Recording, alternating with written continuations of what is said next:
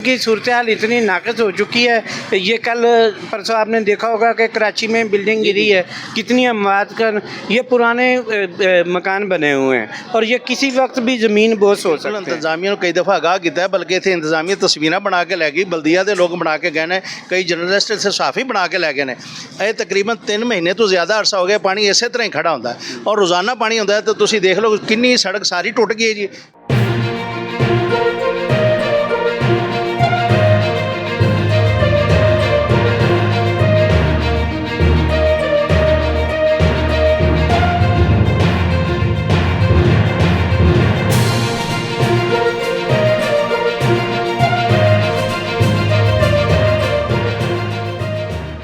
जी नाज़रीन, T voice of Punjab के साथ मैं हूँ हाफिज़ खालिद। पाकिस्तान के अंदर, पंजाब के अंदर बारिशों का सिलसिला जारी है, लेकिन बारिशों के बाद जो मकामी इंतज़ामिया हैं उनकी तरफ से आवाम को क्या सहूलियात दी जा रही हैं, टी वॉइस ऑफ पंजाब आज दिखाने जा रही है। यह है तहसील आरिफ आला का वापटा रोड, और वापटा रोड के ऊपर जो इस वक्त बदतरीन सूरत हाल है, वो वहाँ के जो रहायशी लोग हैं वो कैसे ज़िंदगी बसर कर रहे हैं, लोग किन परेशानियों का सामना कर रहे हैं, नमाजी कैसे गुजरते हैं। अगर इमाम बारगाह की बात की जाए मुहर्रम और हराम के हवाले से, तो 2 मिनट की मुसाफत पर जो इमाम बारगाह भी मौजूद है उनका भी यहाँ से गुजर हो रहा है। लेकिन यहाँ के जो शहरी हैं, ताजर हजरात हैं, दुकानदार हैं, उनका क्या कहना है, गवर्नमेंट की तरफ से ये सहूलियत क्यों नहीं दी जा रही। ये जो गंदा पानी मेरे पीछे मेरा कैमरामैन दिखा रहा है, ये कब से खड़ा है और कितनी मुश्किलात का इनको सामना है। अस्सलाम वालेकुम। वालेकुम सलाम। भाईजान क्या नाम है? उमर फारूक। उमर भाई, आपकी यहाँ शॉप है, आप इस शहर के ताजिर हैं। ये जो वापटा रोड है ये अरसा दराज से इस तरह है, इसको ठीक क्यों नहीं किया जा रहा? सर, जब भी हम इंतज़ामिया से बात करते हैं वो कह रहे हैं हमारी बात हो गई है, बस जल्दी करते हैं। और ये तकरीबन बारिश के अलावा भी ना रोज़ाना 4 बजे का फ़िक्स टाइम है। शाम 4 बजे ये नालियों का पानी बाहर आ जाता है और इतनी गंदी स्मेल आती है। हमारे कस्टमर ना हमें देख के इधर से वापस पीछे चले जाते हैं और इतना मच्छर इधर खड़ा होता है जिसकी वजह से डेंगू और दूसरी बीमारियों का सबब बन रहा है। और इसके अलावा भी लोग नमाजी हजरात भी गुज़रते हैं, उनके कपड़ों के ऊपर छींटे पड़ जाते हैं।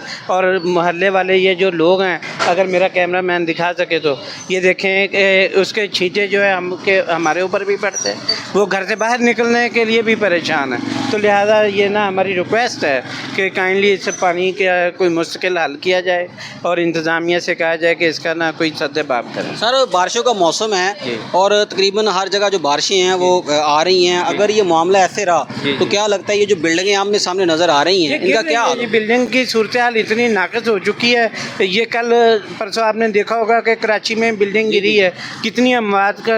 ये पुराने मकान बने हुए हैं और ये किसी वक्त भी ज़मीन बोस हो सकते हैं। हमने कई बार CO साहब को भी, दूसरे लोगों को भी कहा है, लेकिन वो इस बात से गुरेज़ा है। वो कहते हैं जी बजट आएगा, करते हैं, देखते हैं। हमें ट्रक की बत्ती के पीछे लगाया हुआ है, कुछ भी नहीं हो रहा है। वालेकुम सलाम जी। हाँ भाईजान, तुसी भी इत्थों दे रहायशी हो, ताजर हो, तुहाडी दुकान दे बिल्कुल सामने ए जरा जौहर नज़र आ रहा है। हाँ जी। इनदे बारे तुसी इंतजामिया नूं आगाह कीता? जी बिल्कुल, इंतजामिया कई दफ़ा आगाह किया, बल्कि इतने इंतजामिया तस्वीर बना के लै गई, बल्दिया के लोग बना के गए हैं, कई जर्नलिस्ट इतने सहाफ़ी बना के लै गए हैं। ये तकरीबन 3 महीने तो ज़्यादा अरसा हो गया पानी इस तरह ही खड़ा होंगे और रोज़ाना पानी होंगे। तो तुम देख लो कितनी सड़क सारी टुट गई है जी। ये सड़क सही सी, इसे पानी ने तोड़ दी है। यह हुण मकान गिरन के करीब है जी। तुम दिखा सकते हो कैमरे में कि इतने बड़ी परेशानी है। ਜਿਹੜੇ ਬੱਚੇ ਔਰਤਾਂ ਇੱਥੇ ਗੁਜ਼ਰਦੀਆਂ ਨੇ, ਬਾਜ਼ਾਰ ਹੈ ਨਾਲ, ਇਮਾਮ ਬਾਰਗਾਹ ਨਾਲ ਹੈਗੀ, ਹਰ ਗੁਜ਼ਰਨ ਵਾਲਾ ਬੰਦਾ ਪਰੇਸ਼ਾਨ ਹੁੰਦਾ। ਕੋਈ ਐਸਾ ਫਰਦ ਜਾਂ ਬੱਚਾ ਜਿਹੜਾ ਉਹ ਨਹੀਂ ਹੈਗਾ ਜਿਹੜਾ ਪਾਣੀ ਭਿੱਜੇ ਬਗੈਰ ਜਾਂ ਕੱਪੜੇ ਖਰਾਬ ਹੋਏ ਬਗੈਰ ਗੁਜ਼ਰ ਸਕਦੇ। ਦੇਖੋ ਨਾ ਜੀ, ਇਹ ਟ੍ਰੈਫਿਕ ਗੁਜ਼ਰਦੀ ਹੈ, ਰਕਸ਼ੇ ਗੁਜ਼ਰਦੇ ਨੇ, ਮੋਟਰਸਾਈਕਲ ਬੱਚੇ ਆਉਂਦੇ ਨੇ, ਉਹ ਕਈ ਮੋਟਰਸਾਈਕਲ ਭਜਾਉਂਦੇ ਨੇ, ਕਈ ਗੱਡੀਆਂ ਕਾਰਾਂ ਗੁਜ਼ਰਦੀਆਂ ਤੇ ਛਿੱਟੇ ਉਤਰਦੇ ਨੇ। ਅੱਜ ਕੱਲ੍ਹ ਤਾਂ ਵਕਤ ਐਸਾ ਕਿ ਹਰ ਬੰਦਾ ਤੇਜ਼ੀ ਨਾਲ ਨਹੀਂ ਗੁਜ਼ਾਰਦਾ, ਕਿਸੇ ਨੂੰ ਸੈਂਸ ਹੀ ਨਹੀਂ ਹੈਗੀ ਕਿ ਬੰਦਾ ਆਰਾਮ ਨਾਲ ਗੁਜ਼ਰ ਜਾਵੇ। ਹਰ ਬੰਦਾ ਸਪੀਡ 'ਚ ਭਜਾਉਂਦਾ, ਛਿੱਟੇ ਸਾਰਿਆਂ 'ਤੇ ਪੈਂਦੇ ਨੇ।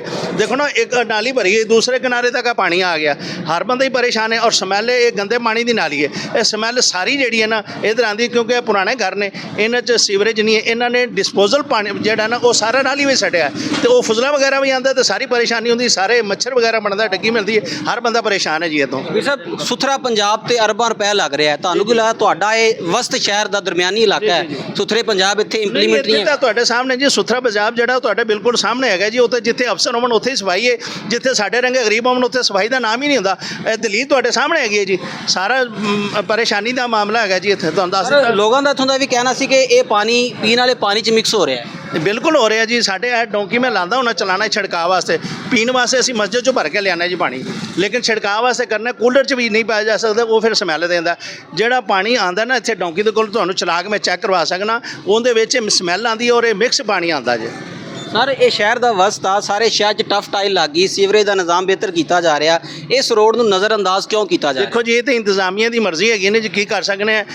ਇੱਥੇ ਅਗਰ ਇੱਥੇ ਕੋਈ ਐਮਐਨਏ ਦਾ ਘਰ ਹੁੰਦਾ ਜਾਂ ਕਿਸੇ ਐਮਪੀ ਦਾ ਹੁੰਦਾ ਤਾਂ ਫਿਰ ਤੇ ਟਫਟਾ ਵੀ ਲੱਗ ਜਾਣੀ ਸੀ, ਸਾਰੇ ਵੀ ਲੱਗ ਜਾਣੇ ਸੀ। ਹੁਣ ਗਰੀਬ ਬੰਦਾ ਤੇ ਜੇ ਮੇਰਾ ਹਾਲ ਨਹੀਂ ਹੈ, ਤੁਸੀਂ ਕਿਤੇ ਵੀ ਚਲੇ ਜਾਓ ਨਾ ਗਲੀ ਮਹੱਲੇ ਦੇ ਵਿੱਚ, ਜਿੱਥੇ ਮਾੜੇ ਲੋਕ ਨੇ ਉੱਥੇ ਕੁਝ ਵੀ ਨਹੀਂ ਹੈ, ਜਿੱਥੇ ਤਕੜੇ ਲੋਕ ਨੇ ਉੱਥੇ ਹੀ ਟਫਟਾ ਲੱਗ ਰਹੀ। ਜਿੰਦੀ ਅਪਰੋਚ ਹੈਗੀ ਹੈ ਐਮਐਨਏ ਤੱਕ ਉਹ ਲਵਾ ਸਕਦਾ, जिंदी नहीं होता कुछ नहीं बन सकता। जी नाज़रीन, टीवी वॉइस ऑफ पंजाब मौजूद है वापटा रोड आरीवाला के अंदर, और यहाँ पर जो यहाँ के लोग हैं ताजर हजरात, उनका कहना है कि कई माह गुजर चुके हैं, हम इन मसाइल को जो है ना वो फेस कर रहे हैं, पीने का साफ़ पानी भी नहीं मुयसर यहाँ पर। और बात की जाए सीवरेज के निज़ाम की तो कैमरामैन दिखा सकता है, बल्दिया को चाहिए, MNA और MPA को चाहिए कि यहाँ के शहरियों को बेहतर सहूलियात दी जा सके। टीवी वॉइस ऑफ पंजाब कोशिश करेगी कि नए प्रोग्राम के साथ हाजिर हो। अपना ख्याल रखिएगा। टीवी वॉइस ऑफ पंजाब को इजाज़त दें। अल्लाह हामी नसर।